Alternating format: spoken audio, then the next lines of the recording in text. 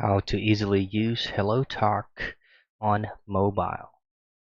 And the very first thing that you want to do is, of course, download the application. So if you're an Android user, you can easily get this application via Google Play Store.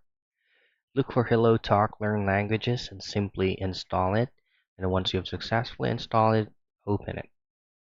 And here you can choose to log in, maybe using your Google Mail or any available emails that Hellotalk is eligible to use.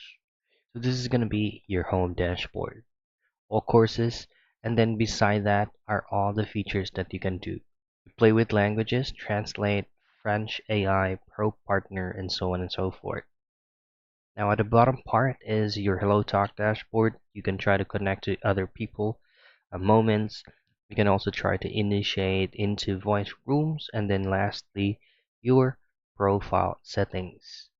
As you can see, they have a subscription feature in which you can have unlimited translation 10 times per day, and then unlock visitors page and also search nearby users. That's for VIP pass. So if you would like to choose or to initiate any courses, just simply play along with these features right here, and then it will automatically be prompted out to your all courses tab. That's it. That's how you easily use HelloTalk app using your mobile.